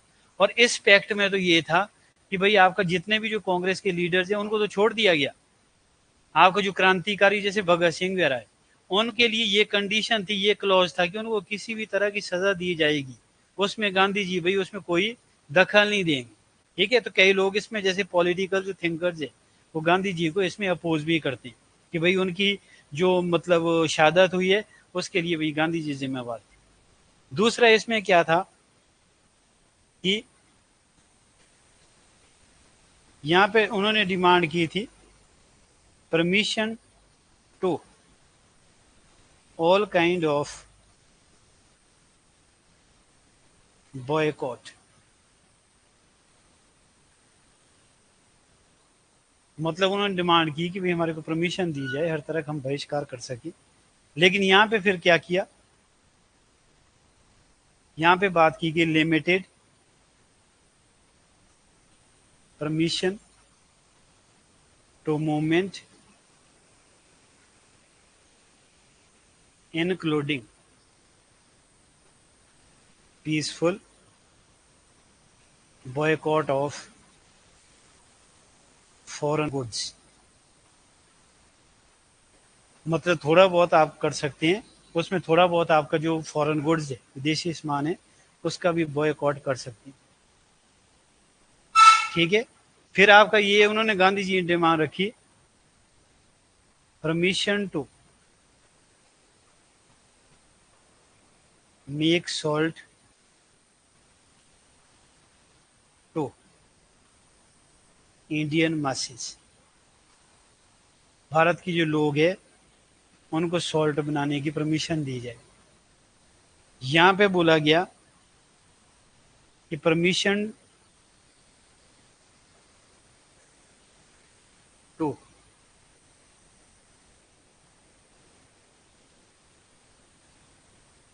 मेक सॉल्ट टू लिमिटेड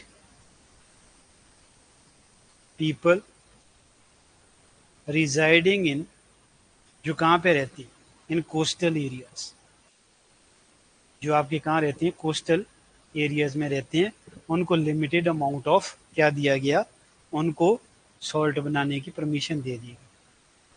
फिर एक इसमें बात गांधी जी ने ये मान ली थी, जो यहाँ पे डिमांड करी थी, गांधी जी ने वो मान ली थी डिमांड इसकी, इरविन की, कि गांधी जी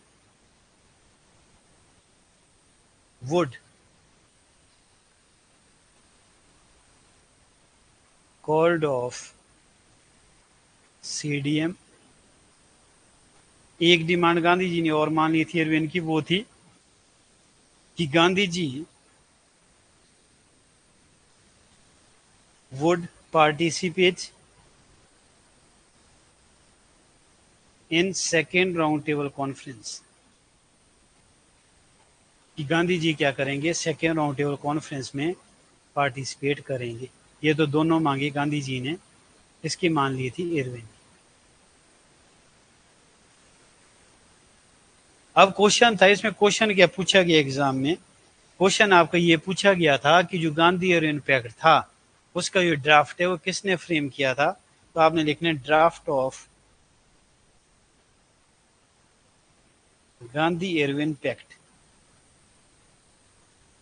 वॉज फ्रेम्ड बाई, उसका नाम था Herbert Emerson. Herbert Emerson, Herbert जो इमर्सन है उसने क्या किया था, गांधी इरविन पैक्ट का ड्राफ्ट तैयार किया था। बुक में तो क्वेश्चन नहीं है अभी, ठीक है, मैंने सिर्फ क्वेश्चन को यहाँ ऐड कर दिया। वो क्वेश्चन ये पूछा गया, उसका नाम हर्बर्ट इमर्सन। इस तरीके से आपका ये जो गांधी इरविन पैक्ट है, जिसको हम दिल्ली पैक्ट कहते हैं, वो आपका हुआ। ड्राफ्ट इसका किसने तैयार किया था, हर्बर्ट इमर्सन ने तैयार किया। तो क्वेश्चन आपका इस तरीके से पूछा गया। क्वेश्चन आपका जनरली वो तो हमारे किस में देखने को नहीं मिलता भाई, बुक में तो है नहीं कहीं, ठीक है, मैंने सिर्फ क्वेश्चन को यहाँ ऐड। फिर आपका क्या हुआ, फिर आपका second round table conference, second round table conference हुआ। और ये जो सेकेंड राउंड टेबल कॉन्फ्रेंस ये कब हुआ था, 1931 में, यानी कि गांधी इरविन पैक्ट के बाद हुआ।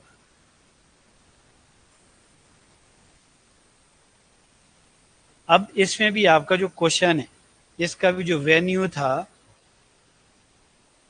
वेन्यू इसका भी लंदन में था, सेम जो पहली वाली राउंड टेबल कॉन्फ्रेंस में था। दूसरा इसमें क्वेश्चन जो आता है, पहले वाले में तो मैंने ये पूछा था कि क्या कांग्रेस ने फर्स्ट राउंड टेबल कॉन्फ्रेंस में पार्टिसिपेट किया था, नहीं किया था। सेकंड में किया था, किया था। तो अब इसमें ये लिखेंगे कि Congress also participated in it,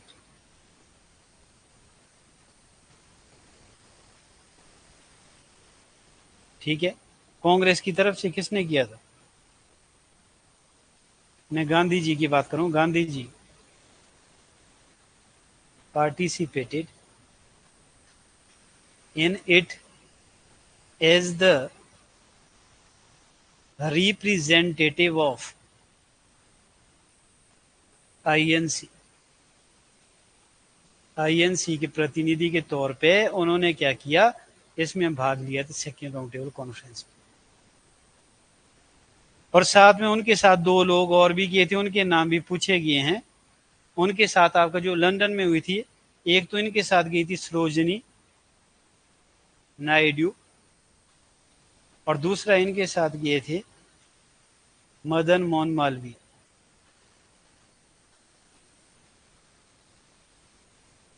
दो लोग गए थे। अब क्वेश्चन क्या पूछा गया? क्वेश्चन पूछा गया कि भाई जो गांधी जी है सेकेंड राउंड टेबल कॉन्फ्रेंस में पार्टिसिपेट करने के लिए वो किस जहाज के द्वारा गए थे? शिप का नाम था SS राजपूताना।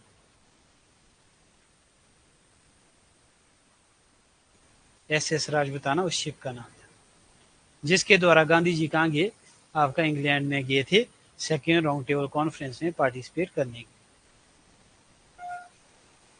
अब नेक्स्ट इसमें ये है कि भाई जो सेकेंड राउंड टेबल कॉन्फ्रेंस है क्या वो सक्सेसफुल थी या फेल थी? बताओ जी।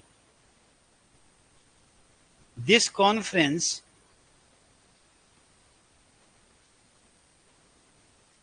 was also failed due to communal differences. Due to communal differences. Communal differences का मतलब क्या हो गया? धर्म के नाम पे वहां पे मतलब लोगों ने अपनी अपनी डिमांड करनी शुरू कर दी, क्योंकि कांग्रेस की तरफ से तो गांधी जी थे, वो चाहते वहां पे एक जॉइंट डिमांड रखी जाए बिफोर ब्रिटिश गवर्नमेंट। लेकिन यहाँ वहां पे जो हिंदू महासभा थे उनने हिंदुओं की बात की, मुस्लिम लीग ने मुस्लिम्स की बात की, फिर दूसरी पॉलिटिकल पार्टीज भी थी, दलित में इसमें गांधी जी थे, ठीक है। तो दलित की तरफ से BR अम्बेडकर जी थे, तो उन्होंने क्या किया? सिर्फ दलितों की बात की, तो जिससे क्या हुआ था? गांधी जी नाराज हो गए थे और वो आपका क्या थे इस मतलब कॉन्फ्रेंस से वो वापस आ गए थे। वापस आने के बाद क्या हुआ था? यहाँ पे तो लॉर्ड रेडिंग था और उसने क्या किया?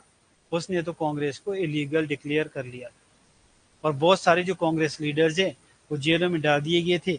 फिर टेम्परेरीली क्या हुआ था? गांधी जी ने फिर से CDM को, सिविल डिसोबीडियंस मूवमेंट को शुरू किया था, लेकिन उनको भी जेल में डाल दिया था, यरोदा जेल एक कोने में, वहां पे उनको रख दिया गया। ठीक है। तो अब ये आपका जो कॉन्फ्रेंस हुई है ये आपका कब की बात है? ये 1931 की बात है। और इसी दौरान हम देखेंगे कि आपका जो ब्रिटिश गवर्नमेंट है उसने स्ट्रेटेजिकली क्या किया? मुस्लिम कम्युनिटी को तो पहले ही वो अलग कर चुके थे, क्योंकि उन्होंने सेपरेट इलेक्टोरेट का प्रोविजन लाया था। अब उनका जो सेकंड टारगेट था वो था कि भाई हम क्या करेंगे? हम आपका जो हिंदू कम्युनिटी है उसको भी क्या करेंगे? उसमें भी मतलब आपका उसमें भी फैक्शन बना देंगे, उसमें भी हम लोग क्या करेंगे? डिफरेंसेस ले आएंगे डिफरेंट कम्युनिटी के बीच, उससे हमारे को इंडिया में रूल करना इजी हो जाएगा। तो फिर इसी दौरान आपका क्या हुआ कि एक आपका कॉम्युनल अवार्ड आया था। ये आपका कब आया? 1932 की बात है। कॉम्युनल अवार्ड कहते हैं हम इसको। इसको हम कॉम्युनल डेक्लरेशन भी कह सकते हैं। इसको आप कॉम्युनल डेक्लरेशन भी कह सकते हैं। ये आपका कॉम्युनल एक डेक्लरेशन थी या एक घोषणा थी। और ये जो कॉम्युनल डेक्लरेशन थी ये किसने डिक्लेयर की थी? It was declared by then British PM। उनका नाम क्या था? Ramsay MacDonald. Ramsay MacDonald. To separate Dalits from Hindu community, Hindu community से दलित्स को अलग करने के। ठीक है। हिंदू कम्युनिटी बाय, ये भी लिख दीजिए, by giving them the provision of separate electorate. ठीक है। सेपरेट इलेक्टोरेट का उनके लिए अलग से प्रोविजन ला के, क्योंकि इसके द्वारा तो फिर उनके लिए अलग से लाया गया, तो तुम अलग से ही चुनाव लड़ सकते हैं। तो इसलिए क्या हुआ कि ये जो डेक्लरेशन थी इसकी ऑपोजिशन किसने की थी? गांधी जी। तो आपका ये जो डेक्लरेशन है, this award was strongly opposed by Gandhi ji. Gandhi ji ने इसको अपोज किया था, ठीक है। ड्यूरिंग दिस इंसिडेंट या during this time he was in Yerwada jail of Poona and he observed, इन्होंने क्या किया था, क्या ऑब्जर्व किया था, फास्ट अनटू डेथ, जिसको हम अमर अनशन कहते हैं कि भाई मैं तब तक अंजल ग्रहण नहीं करूंगा जब तक कि इसको वापस नहीं लिया जाएगा, जब तक कि इस कॉमनल अवार्ड को वापस नहीं लिया जाएगा या इसको रद्द नहीं किया जाएगा, ठीक है। और इस दौरान एक और चीज हो गई थी, वो आपका ये हो गया था कि आपको जो बी आर अम्बेडकर थे, ठीक है, और गांधी जी दोनों के भी डिसेंशन हो गए थे। बी आर अम्बेडकर जी ने तो जस्टिफाई किया, भाई ठीक है, अगर दलित को ये प्रोविजन ला रही है ब्रिटिश गवर्नमेंट, इसको तो स्वीकार किया जाना चाहिए ताकि उनके इंटरेस्ट को प्रोटेक्ट किया जाए। पर गांधी जी इसके अगेंस्ट थे, तो गांधी जी और बी आर अम्बेडकर के तो उस दौरान डिसेंशन हो गए थे। बी आर अम्बेडकर ने तो ये तक कह दिया था कि I don't recognise Gandhi ji as the father of the nation, ठीक है। तो उन्होंने एक दूसरे को थोड़ा सा कुछ गाली गलोच, मतलब होता ही है पॉलिटिकल सिस्टम में, उस तरह की चीज होगी, ठीक है। तो ये आपका चीज जब हुई, तो अब इसमें लेकिन आपका इसके बाद क्या हुआ था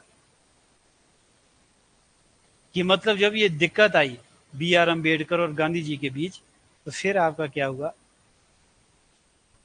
कि एक पूना पैक्ट हुआ।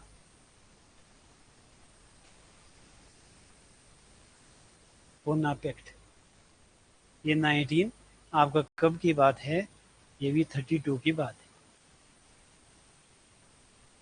अब गांधी जी ने क्योंकि आपका फर्स्ट टर्न टू डेथ किया था, यानी कि अमरण अनशन किया था उन्होंने यरवदा जेल ऑफ पुणे में, उनकी जो कंडीशन है वो काफी क्रिटिकल होगी, ठीक है। फिर जैसे कुछ एक जो कांग्रेस लीडर्स थे, जैसे डॉक्टर राजेंद्र प्रसाद हो गए, सी राजगोपालाचारी हो गए, ठीक है, और भी दो तीन कुछ और भी कांग्रेस के मेंबर थे, उन्होंने क्या किया, बी आर अम्बेडकर और गांधी जी के बीच एक समझौता करवा दिया था, उसको हम पूना पैक्ट कहते हैं। ये पूना पैक्ट किसके बीच हुआ था, इट वॉज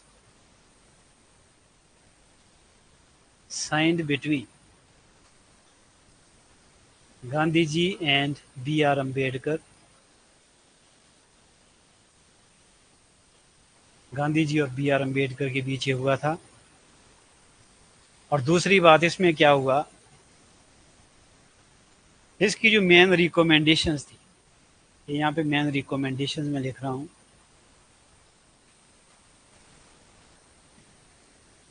एक तो इसमें पहली जो थी, क्वेश्चन उसी में से आता है,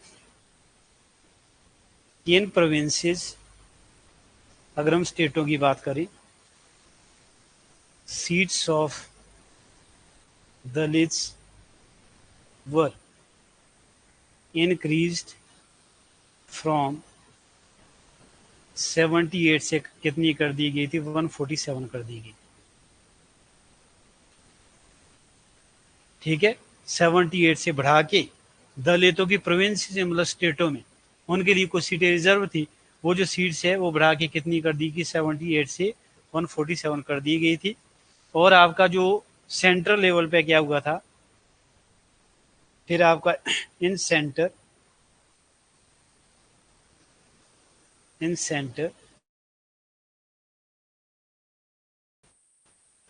they were given 18% of the total seats। Central level पे उनको क्या किया गया था कि जो टोटल स्ट्रेंथ है उसका 18% जो सीट्स है वो किसको दे दी गई थी, दलित्स को। इन सेंट्रल लेवल देवर करो, देवर गिवन, उनको क्या दे दिया गया था, 18% सीट्स उनको दे दी गई थी दलितों को, और प्रोविंसेस में तो 147 दे दी गई। इस तरीके से दोनों के बीच समझौता हो गया था। और वो क्योंकि अब अगर उस पर्सपेक्टिव से देखें, यहाँ एक और चीज हो सकती थी, आपका जैसे मुस्लिम स्टेट बना, पाकिस्तान बना ना, सिमिलरली आपका हो सकता है इंडिया के अंदर एक दलित स्टेट भी बन सकता था। ठीक है, तो उस चीज को खत्म करने के लिए ये समझौता किया गया था। और फिर आपका क्या हुआ था कि गांधी जी ने क्या किया था कि after this pact Gandhi ji founded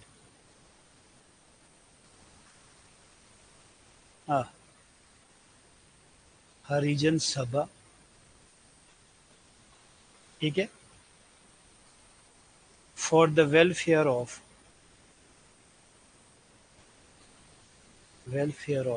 Dalits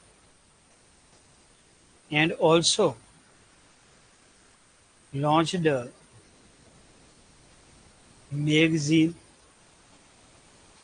एक पत्रिका भी निकाली थी उन्होंने, या जर्नल लिख सकते हो आप, इसकी जगह जर्नल को, जर्नल, उसका नाम भी क्या था, कॉल्ड हरिजन, उसका नाम भी हरिजन था। वो जो पत्रिका निकाली गई थी, उन्होंने एक ऑर्गेनाइजेशन बनाई, एक समूह बनाया। ठीक है, एक मतलब एसोसिएशन बनाई, किसके लिए, फॉर द वेलफेयर ऑफ या बेटरमेंट ऑफ दलित्स। ठीक है, इस तरीके से आपका जो दलित है उनके लिए काम किया गया, और वो जरूरी भी था कहीं ना कहीं। आपने देखा होगा स्वच्छ भारत अभियान, ठीक है, वो तो आपका नरेंद्र मोदी की एक तरह की योजना है, लेकिन आपको वो स्वच्छ भारत का जो आइडिया है वो तो आपका कहाँ से लिया गया, इसी चीज से। गांधी जी थे, वो क्या करते थे, वो जैसे दलित्स होते थे, दलित्स की जो जैसे झोंपड़ियां वगैरह होती थी या उनकी जो विलेजेस वगैरह होते थे, वहां वो खुद जाते थे, वहां पे वो क्या करते थे, साफ सफाई करते थे, सबको साथ में लेके, है ना। तो वो आपकी एक बिगिनिंग थी स्वच्छ भारत अभियान की। ठीक है, इसीलिए तो आपका क्या है, आपने देखा होगा उसका जो लोगो है वो भी गांधी जी ही बनाए गए हैं ना, स्वच्छ भारत अभियान। तो वो आपका स्वच्छ भारत अभियान वाला जो आइडिया है वो भी आपका कहीं ना कहीं यहीं से ही आया है ना। राइट टू एजुकेशन का आप देखोगे, वो भी आइडिया कहीं ना कहीं कहाँ से आया, जो आपको जो न्यू एजुकेशन पॉलिसी, ठीक है, जिसको हम वर्ड द प्लान कहते हैं, तो वो भी तो गांधी जी ने लेके आए थे। तो इस तरीके से आपका ये गांधी जी ने हरिजन के लिए उस दौरान काम किया। ठीक है, अब ये आपको इम्पोर्टेंट है, ये एक ऐसी कोई चीज आपको पता लगी कि मतलब इस तरीके से आपका ये डेवलपमेंट आपको होती रही। अब लास्ट टॉपिक आपका है जिसमें से क्वेश्चन भी आ रखा है कि आपका जो कांग्रेस है, कांग्रेस का कई बार वैसे तो डिवीजन हुआ, एक जो सबसे इंपॉर्टेंट डिवीजन था कि इंडिया में क्या हुआ था, एक कांग्रेस सोशलिस्ट पार्टी बनी थी, कांग्रेस सोशलिस्ट पार्टी। अब ये जो कांग्रेस सोशलिस्ट पार्टी है, ये आपका कब बनी थी, 1934 में ये बनी थी।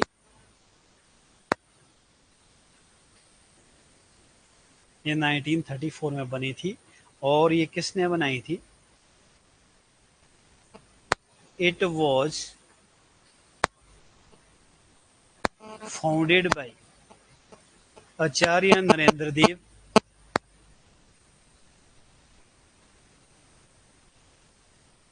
आचार्य नरेंद्र देव एंड जयप्रकाश नारायण। और किसके एडवाइस पे, ये भी लिख देना, on the advice of Pandit J L Nehru, on the advice of Pandit J L Nehru, जो पंडित जे एल नेहरू थे उनकी एडवाइस पे ये आपका कांग्रेस सोशलिस्ट पार्टी बनाएंगे। बनाने का इसमें मेन कारण क्या था, बनाने का इसमें मेन कारण ये था कि जो जैसे जे एल नेहरू है, अब ये जैसे आचार्य नरेंद्र देव या जयप्रकाश नारायण है, ये दोनों काफी स्ट्रांग लीडर्स थे, ये पहले कांग्रेस पार्टी में थे। अब पंडित जे एल नेहरू ने इनको क्या कहा, भाई हम एक नई पार्टी बनाएंगे। अब क्वेश्चन आपको ये था कि मतलब आपका कौन सी पॉलिटिकल पार्टी थी जिसको बनाने के लिए पंडित जी एल नेहरू ने एडवाइस तो दिया था, और वो पार्टी बनी हुई थी, लेकिन खुद उसमें शामिल नहीं हुए थे, वो आपका यही कांग्रेस सोशलिस्ट पार्टी थी। तो आपका पंडित जी एल नेहरू ने क्या किया, इन दोनों को यानी कि आचार्य नरेंद्र देव और जयप्रकाश नारायण जी को आगे तो निकाला, फिर उन्होंने पॉलिटिकल पार्टी बना दी, लेकिन खुद वो कांग्रेस में ही रहे। तो इस तरीके से हमारे को ये पता लगा कि आपका जो कांग्रेस सोशलिस्ट पार्टी है वो आपका बाद में भी हम हमारे को इनका कंट्रीब्यूशन देखने को मिलता है। जैसे ये आपका जयप्रकाश नारायण है, तो इन्होंने तो आपका जो आगे हम देखेंगे जो क्विट इंडिया मूवमेंट था उसमें भी इनने बहुत बड़ी भूमिका प्ले की। ये तो आपका उस दौरान कहाँ पे थे, हजारीबाग जेल में थे, जेल तोड़ के ये आए थे और देन उन्होंने क्या किया था, उस मूवमेंट में, क्विट इंडिया मूवमेंट में इन्होंने शिरकत करी थी। ठीक है, वो हम आगे अब इसमें नेक्स्ट क्लास में देखेंगे। तो आज तो आपका यहाँ तक आपका हो गया। ठीक है, फिर इसमें जैसे ये खत्म हो जाएगा हमारा, मतलब आपका जैसे and point 1947 Indian independence act तक हम इसको करेंगे। उसके बाद हम क्या करेंगे, आपको जो सोशल रिफॉर्म मूवमेंट्स है इंडिया में हुए, ठीक है, उनको हम डिस्कस करेंगे। उसमें से क्वेश्चन आता है, फिर हम एक्ट्स को करेंगे। उसके बाद फिर हम गवर्नर जनरल वॉइस रॉय को डिस्कस करेंगे। ठीक है, अभी तो आपका जितना ये करा है आपने इतना ही करना है, क्योंकि आपके लिए इतना ही रिक्वायर्ड है। ठीक है, तो बस आज के लिए बस इतना ही, बाकी इसको नेक्स्ट क्लास में कल देखें।